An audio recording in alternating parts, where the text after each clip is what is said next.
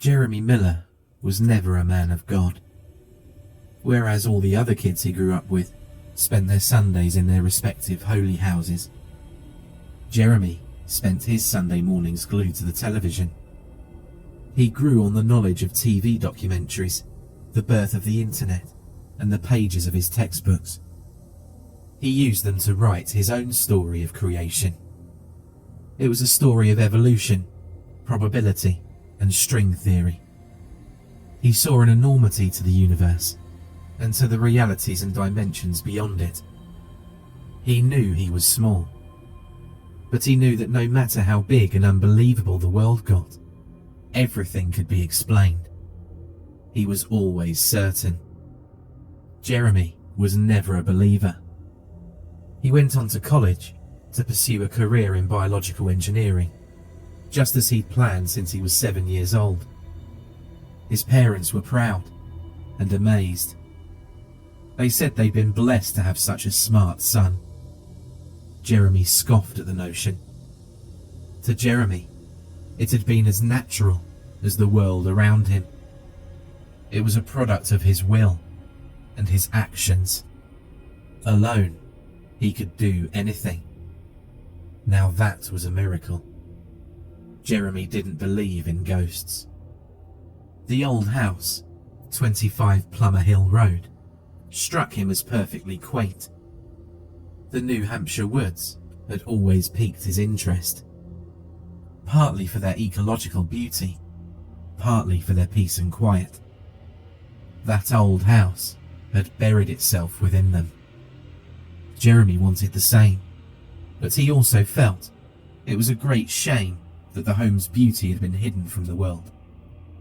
The steep, sloped architecture of the roof was picturesque. The stonework on the outside had an aged, yet majestic feel. The gardens outside, long since neglected, housed much potential. When flowered, they'd wrap around that house like a stunning, knitted scarf. He saw it all in his mind, and it was magnificent. So, he made it his. Now, he was told on numerous occasions about the home's darker nature. They told him that homes that hold such unpleasant histories tend to hold a bit of that energy forever. They told him it makes the spiritual foundation weak. All he heard was price reduction. Jeremy took it without hesitation. For a while, Jeremy was content. He was finally home. He almost resented the day and his job for stealing him away from that home. He enjoyed his career, and he was excited to see what he could do for the world. But the house, well, that house was his sick child, and he took great pleasure in nursing it back to health. All evening and most mornings, he put countless hours of work into the place. He had to replace many of the windows and recork their frames. The living room was quite dreadful, as the ceiling above had seen some awful neglect. He had to add a crossbeam for support and completely redo the floor of the guest bedroom above. Then, of course, he tended to the gardens. There was only so much he could do about it midwinter, but he did all he could to prep it. Come spring, he'd be ready. It would be perfect. However, as the renovations went on throughout his home, Jeremy started to notice some peculiar happenings. During his remodeling of the first floor bathroom, Jeremy believed that he heard footsteps in the hallway above him. Investigating, he found that, of course, he was alone. The prospect of an intruder did come to mind. He was very jumpy and concerned in that regard. The house was large for just one person, and someone could easily hide in near plain sight. He slept unwell that night, but after 2 days of silence and thorough inspection, he concluded it was his imagination. It usually was.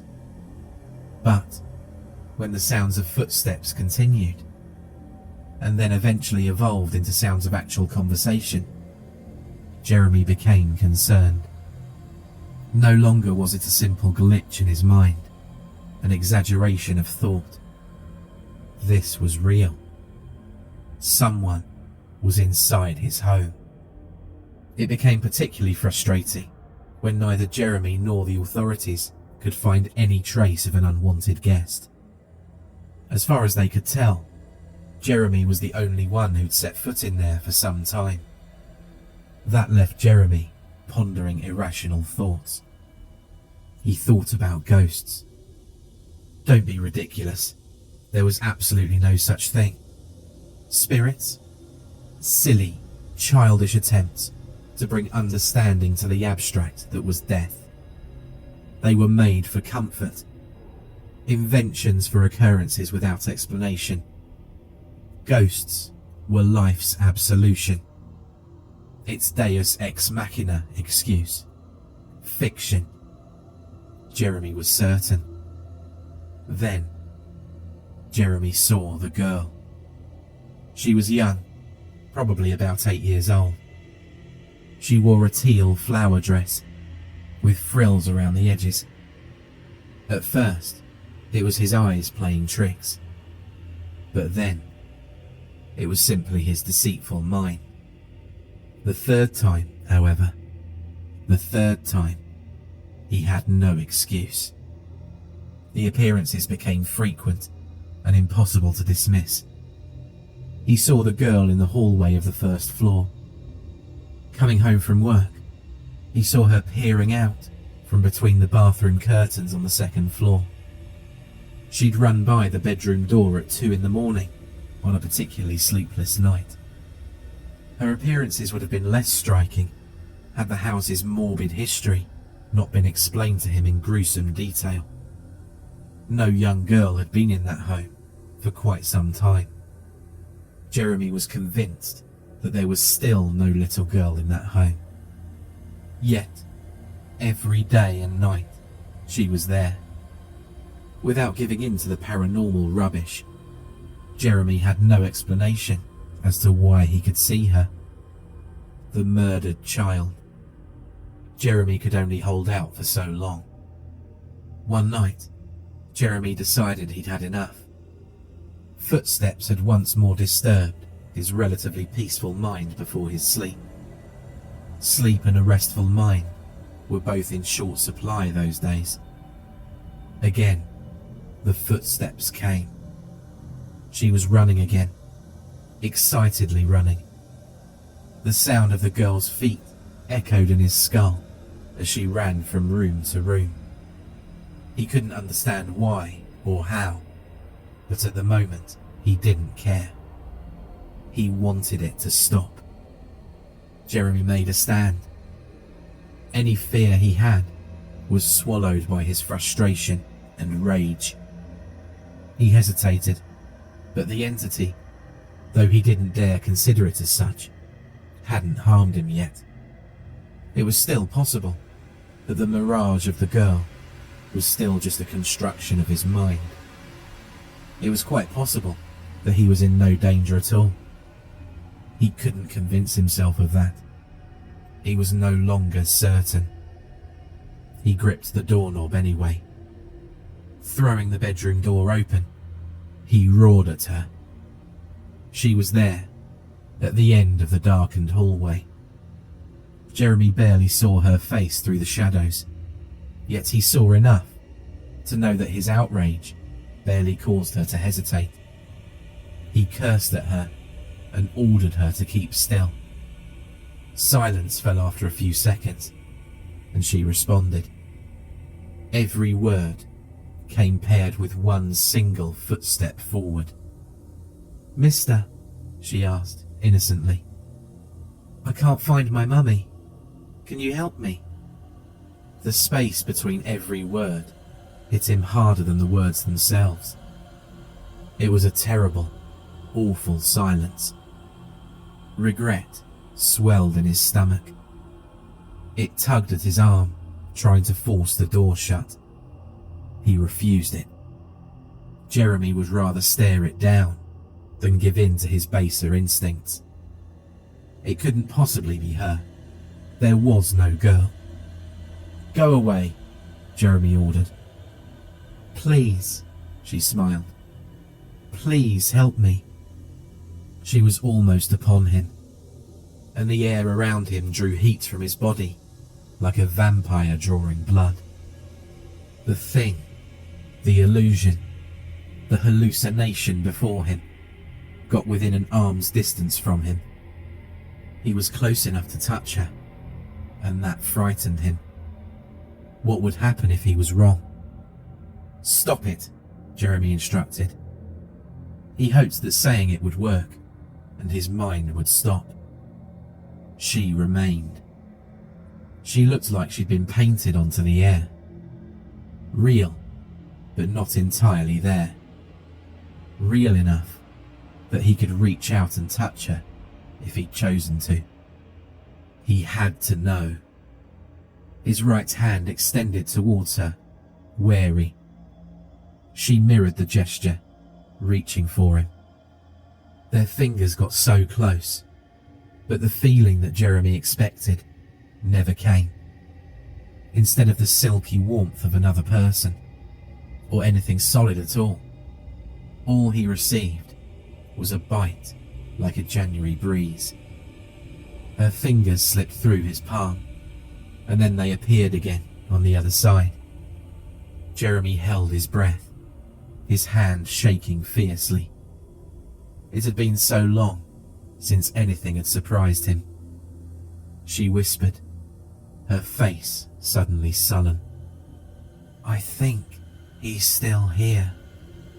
There was a warmth that soaked into Jeremy's naked feet. Blood. Blood had flowed across the hardwood floors and swirled beneath his toes. His eyes followed the path of the river to the girl and up her legs to her dress. He found its source. As clear as day, he saw 2 spots soaked in blood, with 2 clean tears in her dress. 2 stab wounds that still bled fresh pain. Out of the darkness, a rapid emergence startled him. Behind the girl, where previously only the blackness had loomed, a face appeared. A man, twice the girl's height, including the black top hat upon his head, stared at Jeremy with wide, black eyes. The eyes were encircled with red. They oozed with warmth and dampness. It looked as though all the skin from his nose and cheeks up to his hat had been peeled away, torn away. The only skin left was around his mouth, and it had arched into an awful smile. It peeled back over filed, pointed teeth. "Do you believe yet?" it asked, hissing. Jeremy's arm moved out of instinct to shut himself away from the horrors. An involuntary scream erupted from his mouth as he collapsed against the door. His horrified sounds drowned out the soft laughter on the other side of the door. Jeremy spent all night there, wondering if they did the same. He thought he could almost feel a moist wind upon the nape of his neck. For the first time since he was a child, Jeremy cried. They'd told him about her, of course. Before, it had been such a trivial detail, but now he couldn't stop thinking about it. A girl had been murdered there, by her own father nonetheless. Her body was discovered in the attic by her mother. Everyone's so-called favourite part of the story was the singular fact that her father had escaped. Never captured. They loved wondering what happened to him. The murder had occurred half a century ago, and everyone was still morbidly fond of it. It gave them something to talk about over their campfires. It gave all the teenagers a good hoot. Jeremy had often seen them passing by, their eyes open in awe as they were told. He was living their dream. He was the one living in the haunted house. No, he refused to believe it. His eyes had lied to him. There was no such thing. He was a scientist. His reasoning was in numbers, papers, statistics and graphs. This meant nothing. It took a week for him to calm his nerves, and a single thought. He pondered selling the house. He decided that this was the final straw. Never, not for any demon or ghoul or Satan himself, would he abandon that beautiful home. His first home. He would not run like some frightened schoolboy. He was never a man of God, but he was a man of faith. His faith was in what he knew and what he could prove. So, he studied the case of the little girl. For a while, this proved more of a detriment than an aid. The girl he'd seen in the hallway surely was the girl who'd been murdered there. The likeness he observed in the pictures he found was indeed the girl he'd seen. That meant it would have been impossible for his mind to create the illusions he'd seen previously. She was real, in some sense of the word. Their presence had to have an explanation, however. Something had been there that night. Something had physically chilled him. He'd felt the thing's blood on his feet. So, he pondered. He nearly gave in to their ruse. Then, like the great Sherlock Holmes himself, he realized something. He looked back, and indeed, his suspicions were correct. There was a flaw. There was one little detail that gave him hope. The flaw was so minor that had he not been actively searching for it, he never would have seen it. It was unlikely to be mentioned by anyone, and therefore it was easy to overlook. However, it wasn't necessary if one was simply pretending. He knew for certain that they weren't ghosts. He just wanted answers. They came back again that night, for the last time. In the attic, Jeremy heard them talking above his head. Whispered voices. He climbed the ladder, and he pulled himself into the dark attic. He fumbled around, looking for the switch. The attic felt so empty, so quiet. When the lights came on, he saw that he wasn't alone. The two dangling light bulbs above revealed so little in that cramped attic, but they showed enough.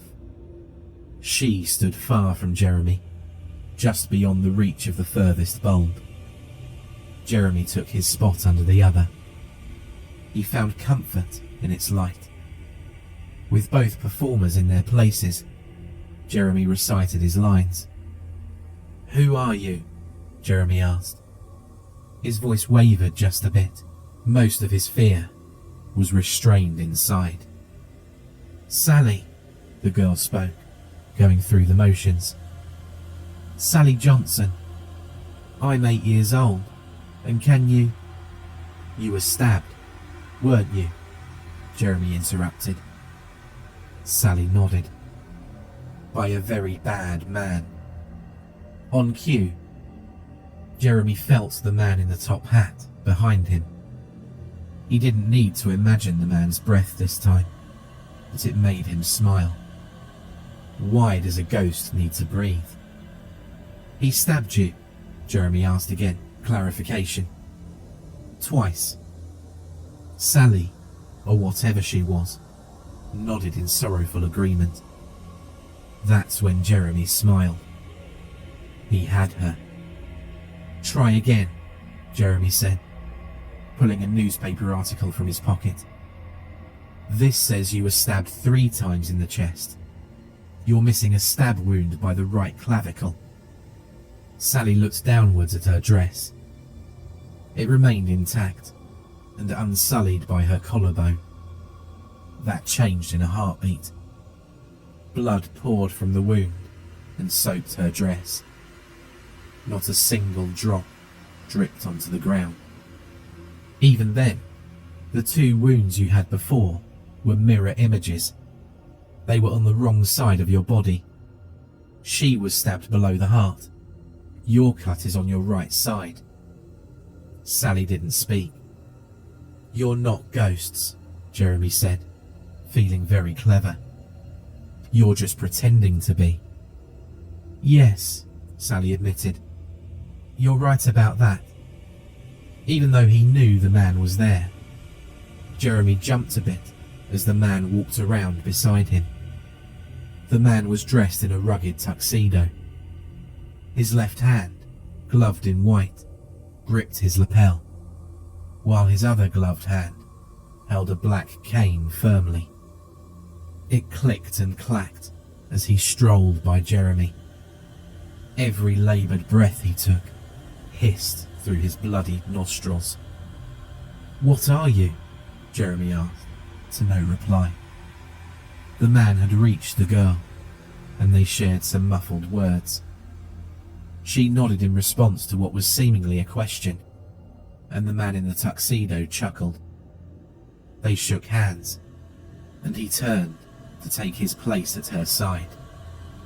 A pleased smile shone across his face. Please, Jeremy said. His tone, almost pleading, drew their attention. Please? Sally asked. I need to know.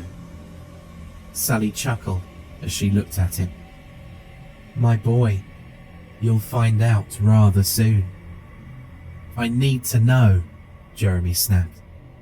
He was tired of the dark. I deserve to know. You deserve nothing. You will get nothing. Now, the man stated in a suave tone, I believe the poor thing deserves a little. It can do no harm. Besides, his sentence trailed off as he leaned down to whisper in Sally's ear. Jeremy couldn't hear a single syllable, but whatever that man uttered in her ear caused the young girl to tremble. She nodded in agreement. Sally obliged to Jeremy's request. I'm just shopping, dear, she said with a smile. Shopping? Jeremy said, confused by her response. Yes, I suppose that's what you call it. And I believe we've just closed a deal. To this, the man in the hat, literally, grinned from ear to ear, his mouth stretching across his face. A chuckle escaped his toothy maw as he took the young girl's hand and offered a firm shake. The deal was done. Pity, she continued. I know how many were looking at this place. So many. Too bad. At that, the man in the hat bowed. He bent down low, behind the girl, into the shadows. He didn't come back up. I do enjoy this place, Sally said, clasping her hands behind her back. The pain is so fresh. My house? Jeremy asked. No, Sally said with a chuckle. All of it. There was a flicker of the lights, and Jeremy thought he felt the house quiver. Why, Sally? He asked of the girl. No, the thing. When you stab something, she began, licking her lips, you damage it, irreparably. Sure, there'll be a scar. That scar is a weak point. This house. The events here. Before Jeremy's eyes, the scene changed. In the end of the attic, where Sally had been standing, he saw her on the ground. Sally, the apparition, was on the ground, and she was gasping her final breaths. Then, behind her, a shadow emerged. Sally's voice, or whatever had been pretending to be her, spoke again. It's so easy to see the scars. That's where we come through. The shadow reached into the light, and a clawed hand gripped the young girl by the throat. The memory of that event, the scar tissue, gives us all we need to blend in. We wear the memories like clothes. Your superstitious nature does the rest. The shadow pulled, and Jeremy had to look away as it pulled the skin from Sally's body like a tablecloth from a table. He couldn't bring himself to watch as the shadowed thing filled the empty husk that was once that girl. It's not always perfect, as you pointed out. Memories are blurry and fleeting. There are always flaws, but they're superficial. Who will care? It's always the non-believers versus the fools. Always so willing to label what you don't understand.